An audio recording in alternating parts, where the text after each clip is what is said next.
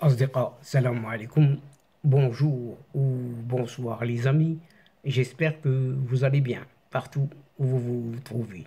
En tout cas, c'est ce que je vous souhaite. Et pour le meilleur de toutes les situations et de toutes les circonstances. Bienvenue sur votre chaîne Bled Maralibia qui attend, comme toujours, vos encouragements qui nous font beaucoup de bien et dont nous avons bien sûr beaucoup besoin. Merci tout particulier pour vos gentils commentaires, pour vos précieux conseils, mais aussi pour vos compliments.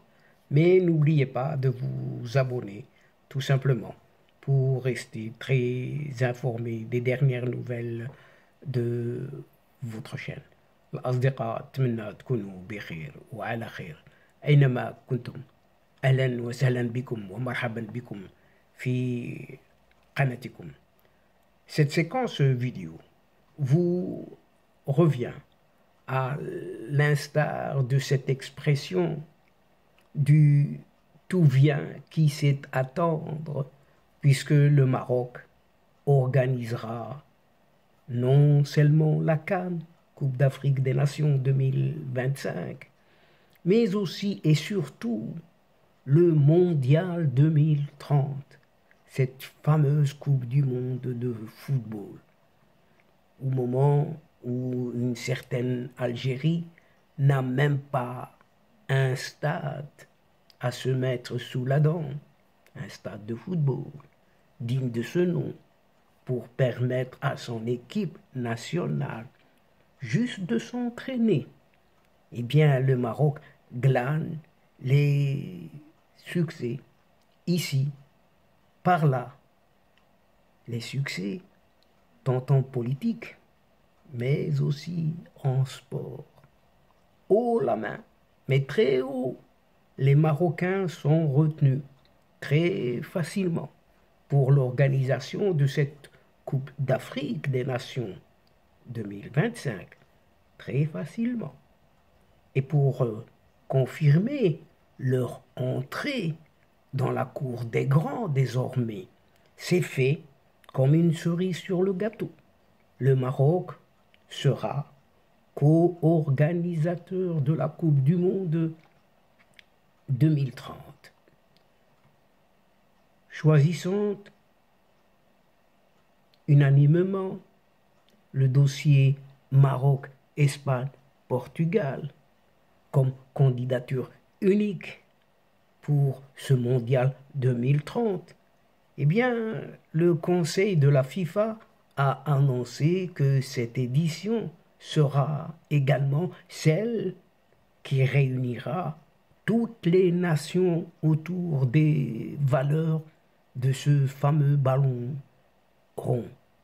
Aussi, pour marquer un certain centenaire de cette même Coupe du Monde, célébrée la même année, il a été décidé que les 3 matchs de la grand-messe se tiennent en Argentine, au Paraguay et en Uruguay, là où tout a commencé. Oui, oui, 3 fois oui, le Maroc, le Portugal et l'Espagne organiseront bel et bien la Coupe du Monde 2030, que cela déplaise ou non. Mais quel exploit pour en arriver là! C'est la première fois qu'un pays, écoutez bien, un Mazir d'Afrique du Nord, accueille un mondial de football sur ses propres terres. La prestation de l'équipe nationale marocaine lors de la dernière Coupe du Monde au Qatar 2022 a étonné le monde entier. Rappelons-nous-en. Les Lions de l'Atlas ont réussi à jouer une certaine demi-finale de la Coupe du Monde.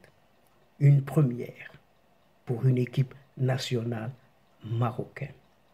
Et les exploits du Maroc sur le plan sportif et économiques sont à saluer puisque les joueurs de cette équipe nationale marocaine ont d'ailleurs toutes les chances pour arracher la prochaine Coupe d'Afrique, voire du monde.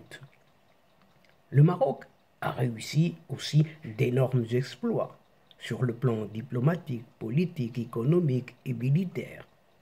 Les Marocains ont tissé ainsi des liens forts avec un certain Israël et les États-Unis, entre autres, et ils sont sur le point, en effet, de clore définitivement le dossier des groupes terroristes de ce chimérique Polisario, créé de toutes pièces par sa marraine algérienne.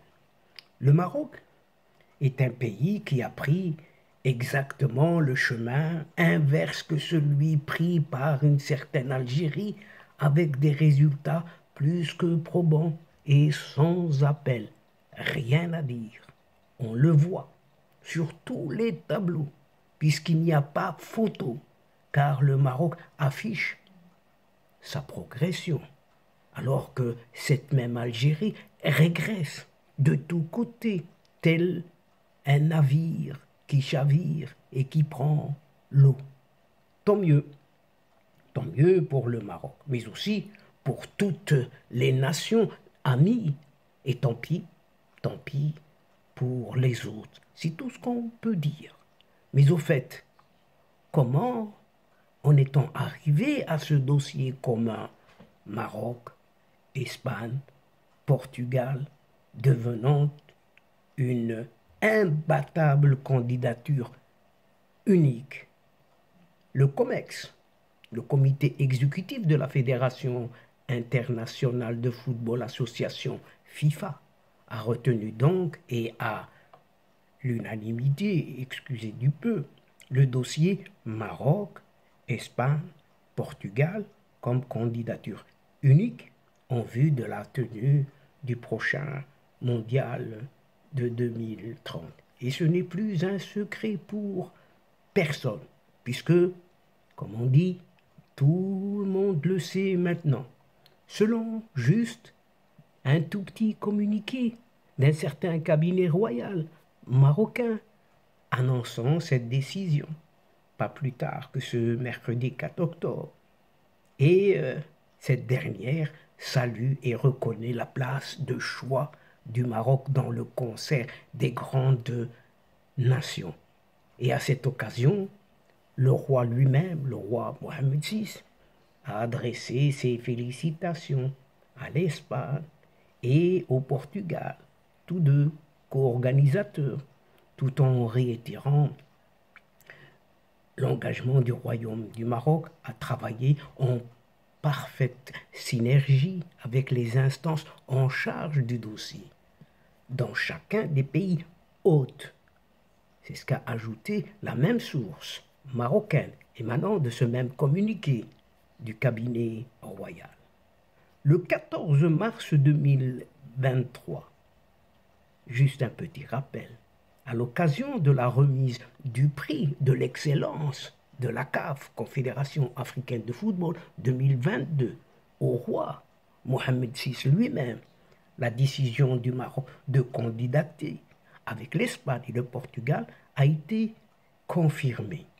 Et à cette occasion, le souverain marocain a souligné que cette candidature, sans précédent dans l'histoire du football, serait celle de l'Afrique et de l'Europe, entre le nord et le sud de la Méditerranée, et entre les mondes africains, arabes et euro-méditerranéens.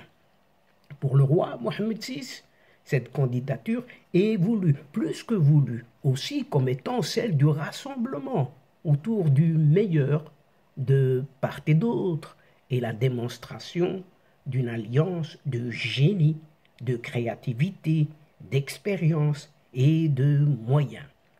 Très brièvement, voici juste quelques détails d'une édition spéciale, centenaire cette fois-ci, de cette Coupe du Monde 2030. Ainsi, après consultation, avec l'ensemble des confédérations de football et pour marquer le centenaire de la Coupe du Monde. Le Conseil de la FIFA, Fédération internationale de football association, a annoncé ce mercredi 4 octobre avoir pris des décisions clés concernant la candidature et l'organisation du Mondial 2030 qui marquera les 100 ans de cette grand-messe du ballon rond. Et à l'issue d'une réunion tenue par vidéoconférence depuis son siège, l'instance FIFA a indiqué que cette édition réunira, écoutez bien, 3 continents et 6 pays, invitant ainsi le monde entier à se joindre à cette célébration, en quelque sorte une fête mondiale. À l'unanimité, le Conseil de la FIFA a choisi le dossier Maroc, Espagne, Portugal, tout simplement comme une candidature unique pour accueillir cette fête mondiale, le Mondial 2030. Et après avoir pris en compte le contexte historique de la toute première Coupe du Monde de la FIFA, le Conseil de la FIFA lui-même a en outre convenu à l'unanimité d'organiser une cérémonie de célébration du centenaire unique dans la capitale de l'Uruguay, Montevideo, où la toute première Coupe du Monde de la FIFA a eu lieu en 1930. C'est ce que souligne l'instance, ajoutant même que les 3 premiers matchs du Mondial 2030 se joueront en Argentine, au Paraguay et en Uruguay. Toutes les autres rencontres se tiendront au Maroc, en Espagne et au Portugal. Dans un monde divisé, la FIFA et le football s'unissent, a déclaré le président de l'instance, Gianni Infantino. En effet, ce même Gianni Infantino a aussi indiqué que le Conseil de la FIFA, qui représente les instances footballistiques du monde entier, a décidé à l'unanimité de célébrer de la manière la plus appropriée le centenaire de la Coupe du Monde. Le Conseil de la FIFA a également convenu, toujours à l'unanimité, que la seule candidature à l'organisation de la Coupe du Monde de la FIFA 2030 serait la candidature conjointe du Maroc, du Portugal et de l'Espagne, a ajouté le président de la fédération, Gianni Infantino, soulignant que 2 continents, l'Afrique et l'Europe, seront ainsi unis, non seulement dans une célébration du football, mais aussi en assurant une cohésion sociale et culturelle unique. Quel beau message de paix, n'est-ce pas, de tolérance et d'inclusion. C'est félicité encore Gianni Infantino, cité par la FIFA elle-même, déclarant ainsi: en 2030, nous aurons une empreinte mondiale unique, 3 continents, Afrique, Europe et Amérique du Sud, 6 pays, Argentine, Maroc, Paraguay, Portugal, Espagne et Uruguay, accueillant et unissant le monde tout en célébrant ensemble le beau jeu, le centenaire et la Coupe du Monde de la FIFA, d'après toujours Gianni Infantino. Sans conteste aucune. C'est une candidature sans précédent dans l'histoire du football jusqu'à aujourd'hui, pour ne pas dire c'est une première, et c'est le moins que l'on puisse affirmer ici. Mais, chers amis, que pouvons-nous dire jusque maintenant? Vive le football, et plus particulièrement tous les sports. Les sports qui rassemblent, bien sûr, qui rassemblent les peuples partout où ils se trouvent, où ils se retrouvent. Et tant pis pour les autres. Et donc, chers amis, C'est la fin de cette séquence. Et à une prochaine fois, Inch'Allah, en vous retrouvant avec un immense plaisir. Mais n'oubliez pas de vous abonner, de faire abonner vos proches, vos connaissances, vos amis, les membres de votre famille, tout simplement pour recevoir les dernières infos de votre chaîne, tout en vous remerciant pour votre suivi. Mais n'oubliez pas de partager partout où vous êtes. La chaîne a besoin de vous.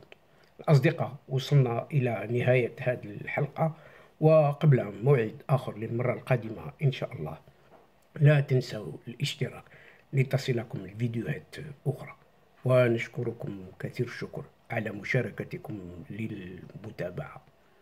L'instant est juste arrivé pour vous dire au revoir les amis et à la prochaine fois Inch'Allah. الأصدقاء، السلام عليكم ورحمة الله وبركاته.